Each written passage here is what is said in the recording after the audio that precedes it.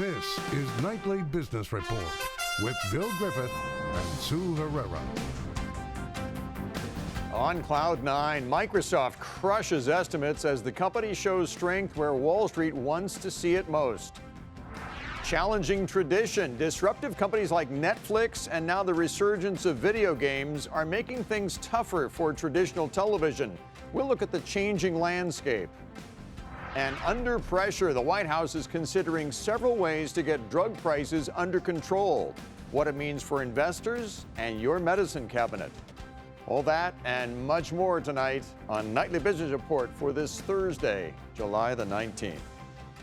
And we bid you good evening, everybody. Sue is off again this evening. For the longest time now, Dow component Microsoft was called a dinosaur because it relied almost solely on its Windows operating system for growth. The stock barely budged for years, but not anymore. The company's Office software is no longer the central earnings driver.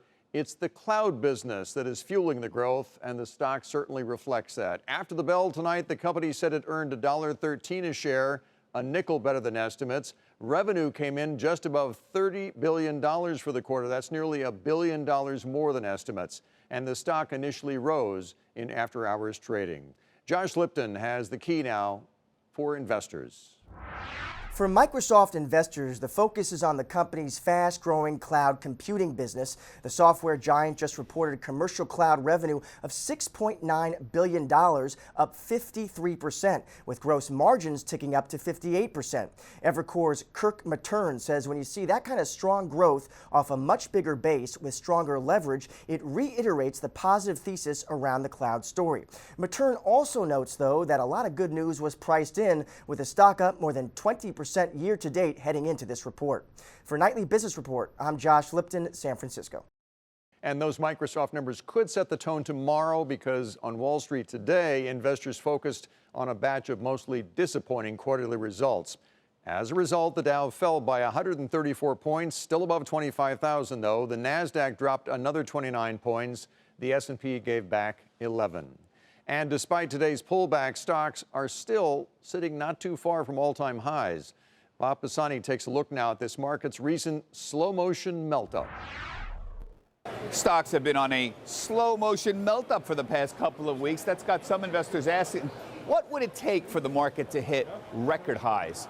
You know, the S&P 500 is just about 2% away from its historic high in January. Traders believe three main factors have been helping markets go higher, and that these trends are going to have to continue if the S&P is really going to hit historic highs. The first thing is earnings, most important. Companies, for the most part, have not only been beating earnings estimates, but guidance for the rest of the year has generally been very strong.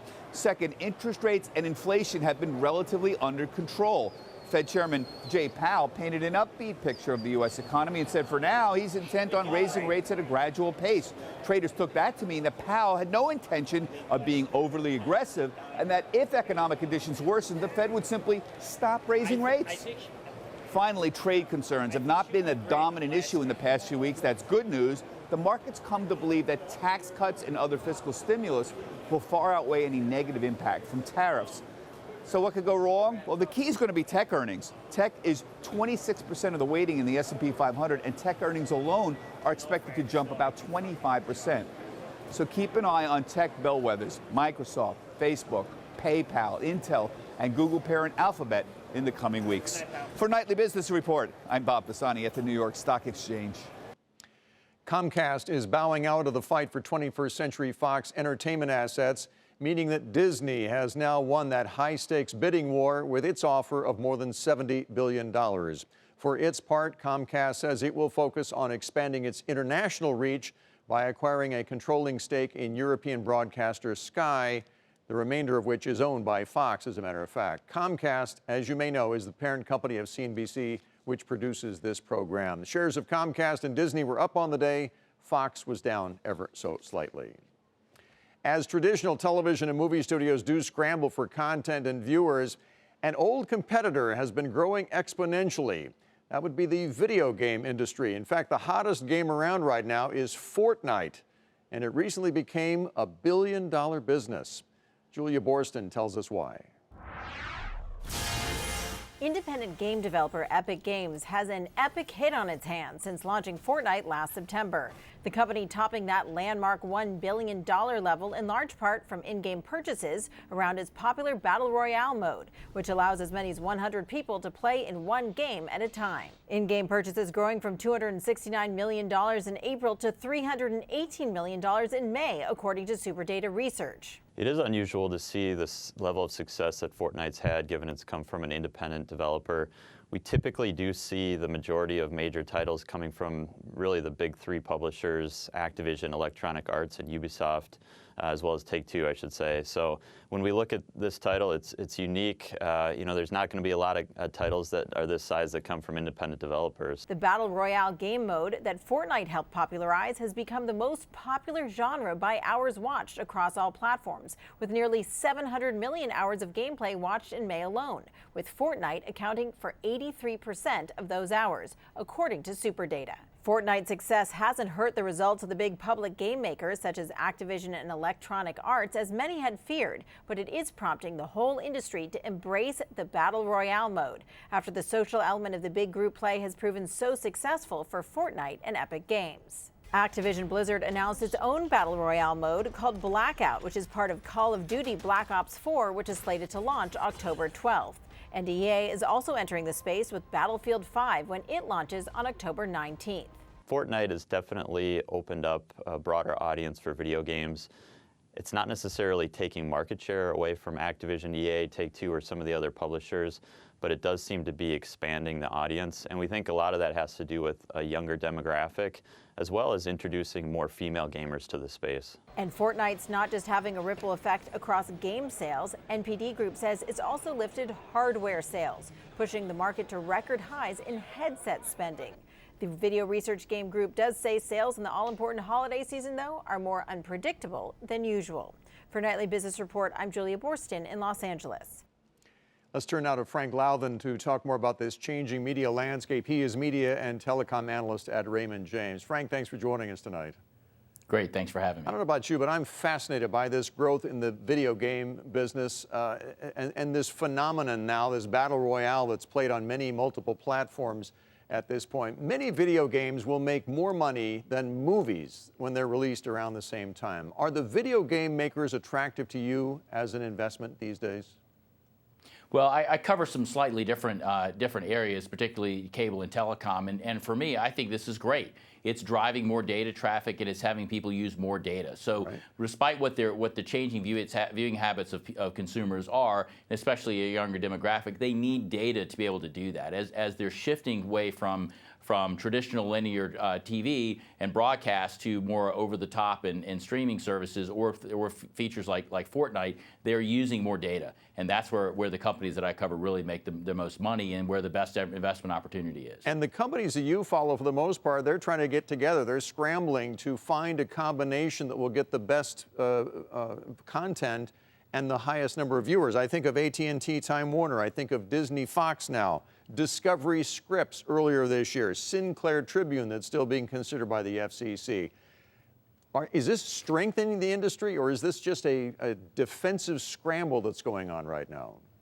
Well, it's a scale issue. When you look at the older model from the broadcast industry and some of the cable networks, where they sell a large package of channels to consumers who then have to buy a large package from their cable company or the satellite company, that model's being broken down. Consumers are demanding smaller packages, and they have the very specific content that they want and they're willing to pay for, and they want those in smaller packages. That's putting pressure on some of these larger media conglomerates who have been able to sell a very wide range of products to consumers. As they have to get more discriminating, they're going to have to narrow that focus. So that's why I think you're seeing the media companies trying to get more scale. Meanwhile, the companies that I cover are trying to look at ways to reduce churn. So if for example, at AT&T can take additional content and they can bundle that over their wireless customers or over their internet customers and video customers, and that can lower churn. Those are big dollars. Comcast doing the same thing with what they've done with their content. Who are the winners then? Who do you like?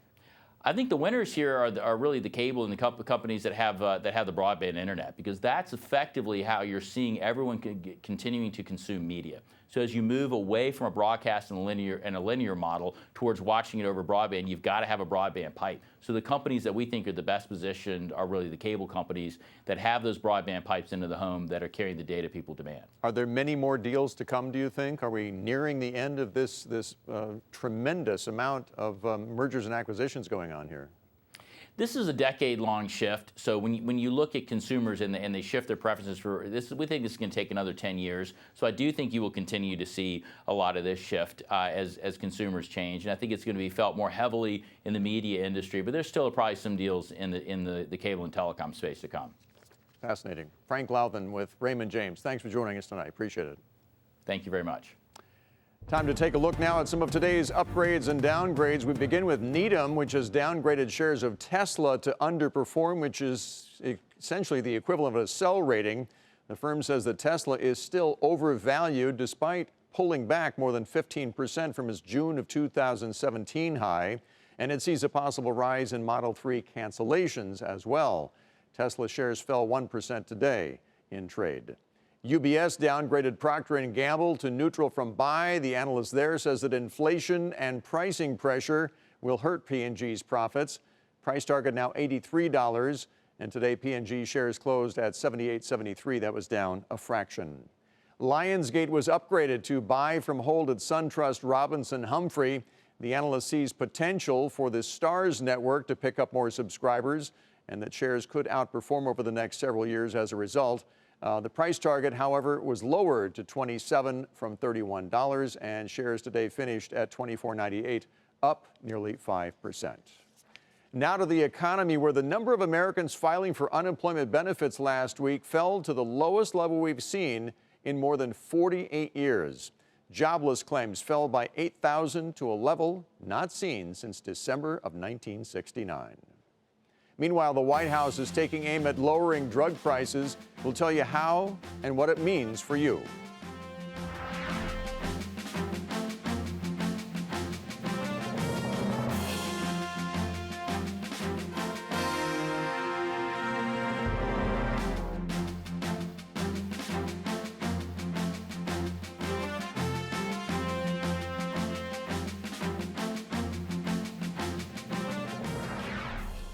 Earlier today, President Trump sat down for a one-on-one with CNBC's Joe Kernan. During the interview, Mr. Trump broke with the tradition of a sitting president not commenting on monetary policy. I put a very good man in the Fed. I don't necessarily agree with it because he's raising interest rates. I'm not saying that I agree with it, and I don't necessarily agree with it. I must tell you, I don't. I'm not thrilled. Because, you know, we go up, and every time you go up, they want to raise rates again. And I don't really, I am not happy about it. But at the same time, I'm letting them do what they feel is best. But I don't like all of this work that goes into doing what we're doing. You look at the euro, you look at what's going on with the EU, and they're not doing what we're doing. And we already have somewhat of a disadvantage, although I'm turning that into an advantage. You know, last year, and for years, we've been losing $150 billion with the EU nations, with the European Union. And they're making money easy, and their currency is falling. And China, their currency is dropping like a rock. And our currency is going up. And I have to tell you, it puts us at a disadvantage. Now, I'm just saying the same thing that I would have said as a private citizen. So somebody would say, oh, maybe you shouldn't say that as a president. I couldn't care less what they say, because my views haven't changed. I don't like all of this work that we're putting into the economy, and then I see rates going up. I see China where I mean, look at what's happening with their currency. It's dropping like a rock. The president also held an event at the White House today with CEOs, workers, and students aimed at helping employers fill the persistent skills gap. He signed an executive order on job training and created the National Council for the American Worker, which will train about 4 million workers and students. Their task will be to develop a national workforce and strategy to equip Americans of all ages and at all stages of their career with the skills they need to thrive in the modern economy. Meanwhile, on Capitol Hill, the Commerce Department started 2 days of hearings on the possibility of raising tariffs imposed on vehicles built in Europe and sold here in the U.S. Phil LeBeau has more. With auto sales running close to a record high and assembly plants building new vehicles at a healthy clip, the industry is worried President Trump may follow through on threats to slap a 20 or 25% tariff on auto imports, especially on models and parts coming from Europe. At a hearing in Washington, industry leaders warned the administration not to do it. Their concern? Tariffs could drive up the cost of new vehicles by almost $6,900, according to a new study. That could cause sales to drop by as much as 2 million vehicles and lead to 750,000 jobs being cut. Right now, just 56% of the models sold in the U.S. are built in the U.S. But the Trump administration says that number should be higher, and instituting tariffs could be one way to make that happen. So, as the president has repeatedly said, the trade war idea is nothing new. What's different is now our troops are coming to the ramparts. The big concern among automakers, dealers, and suppliers is higher tariffs will kill the best four-year run of auto sales the U.S. has ever seen.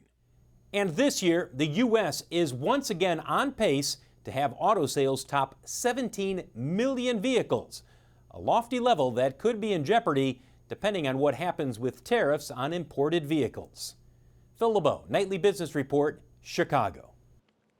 Earnings fall at property insurer Travelers as catastrophe losses climb, and that's where we begin tonight's market focus. The Dow component grew revenues thanks to a rise in premiums, but payouts due to an increase in tornado activity and fires at commercial properties, they cut into profits.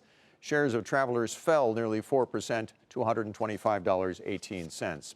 Domino's reported weaker than expected sales growth in the U.S. and abroad. Even though customers' spending grew, profits came in ahead of estimates thanks to a rise in royalty revenues. But investors took a bite out of shares of Domino's, sending them lower by more than 2% to $276.75. A rise in deliveries at higher prices helped railroad operator Union Pacific top expectations. The company's operating ratio disappointed as Union Pacific faced higher fuel costs and also had to pay its workers overtime to repair a collapsed tunnel that was causing shipment delays. Shares were fractionally lower today to $140.41. And Wells Fargo has reportedly been refunding millions of dollars to customers who received add-on products such as legal services or insurance that they didn't fully understand or know how to use. The Wall Street Journal reports that the Consumer Financial Protection Bureau is looking into whether customers were deceived and whether it was made clear to them how to cancel a service. The report added that the bank stopped selling these types of products last year. Shares fell a fraction to $56.33 today. And after the bell, boy, Skechers reported an earnings miss and disappointing guidance for the current quarter and the full year. The shoe company said that it believes it has the right products and marketing to grow and gain market share, but investors were just not having it today. They sent shares sharply lower in the after-hours session tonight. The stock finished the regular day up nearly 2% to $33.25. Meanwhile, cancer drug maker Constellation Pharmaceuticals began trading on the NASDAQ today after pricing its initial public offering at $15. That was around the midpoint of its range. But the company did reduce the size of the offering to 4 million shares, down from 5 million. And the shares had a tough first day of trade, falling 23% to $11.50. Mersana Therapeutics said today that the FDA has halted one of its experimental cancer drug studies after a patient enrolled in that trial died. It is unclear what caused the death, but under the FDA's partial hold, no other participants will be added to that study at this point. Those who are currently enrolled will continue to receive the treatment. Shares plunged, though, 31% to $11.26 today. And sticking with healthcare news, the White House is reviewing a proposal by the Health and Human Services Department that could reshape how drug prices are determined. The proposal seeks to curb the kickback exemptions that give drug makers the ability to provide rebates to health insurers and to pharmacy benefit managers. And those PBMs certainly got hit on that news today, as you can see here. And Brian Tranquillit joins us now to talk more about the proposed changes and what it could mean for you. Brian, thanks for joining us tonight. Hey, thanks, Bill. Good afternoon. These proposals would mainly pertain to the Medicare Part D program, the optional prescription benefit program. How would this impact people who are in that program, do you think? Yeah, so, my thinking here is that if the Trump proposal, which is to eliminate rebating for prescription drugs, actually goes through, what it will do is it will actually increase the net cost of drugs for the insurance companies, and then the insurance companies will then translate that into an increase in the premiums that both the government and the end user, the seniors who are part of this Medicare Part D program, the premiums will increase. So effectively, eliminating the rebates will actually increase drug pricing. Through all of this, the PBMs, the pharmacy benefit managers, have been portrayed as the bad guys, the middlemen that cause the increases that we see in drug prices. Are they? I actually think that the PBMs have had a purpose. They have been able to bring overall drug price or drug costs down over the years. They've improved drug safety, and they've looked at ways to increase generic penetration, the use of generic drugs, and other lower cost alternatives. Now, the margins that the PBMs have been making is what's been under scrutiny as well. Why do we need the middleman? But I also think that there is a need for the scale and the consolidation of lives that these guys bring to the table. It's just that there is a perception that they're over-earning and that they're the ones responsible for very high drug prices, when I really think that at the end of the day, everyone down the supply chain, from the drug manufacturer to the distributors to the PBMs, they have to give their own pound of flesh, right? So it's not just the middleman that's causing high drug prices here in this country. Meanwhile, there's another proposal out there that talks about allowing drug companies and hospitals to import drugs from overseas, where they're often very much cheaper. What do you think that would do to the industry? It is a tricky move, right? Because at the end of the day, part of the reason that we are paying high drug prices is that we do not have a nationalized healthcare system. So if you look at Canada, you look at the UK, right? They're able to bring drug pricing down because the government negotiates directly with the drug manufacturers, and they're building very tight formularies, meaning, let's just say for drugs that go after cholesterol, right? They'll say, we'll only pay for one type of drug, and that's how they bring drug pricing down, right? And here in the U.S., we have a different system where we have different insurance companies, right? So it's not as easy to bring drug pricing down. So importing drugs, sure, it's a Band-Aid solution, right? But I think longer term, we really need to address the actual pricing from the drug manufacturer instead of just putting in the Band-Aid solutions such as reimportation. We will see what these proposals do and how far they get. Brian, thanks again for joining us tonight. Thanks, Bill. Brian Tranquillit with Jefferies. Up next, hackers are turning their attention to law firms and their secrets, and that could be a big problem for businesses and, in some cases, stocks.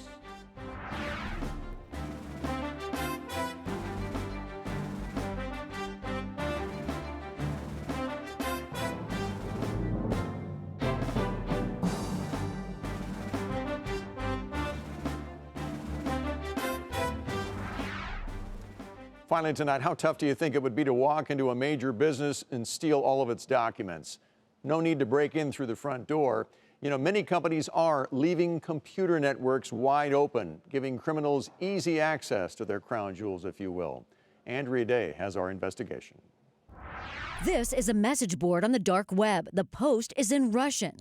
The writer says he has the records of a major law firm up for sale in New York City. And get this, it's just $3,500. All of the documents, all of their servers, basically everything, every document owned and processed by this law firm is going to be available. And that's not all. According to the cybersecurity firm Q6 Cyber, there are law firms for sale in Beverly Hills and across the country. What's your message to law firms right now? My message to law firms is take this very, very seriously. We flew to Hollywood, Florida to meet Q6 at its headquarters. They spend their days scouring the dark web, hunting for exposed information.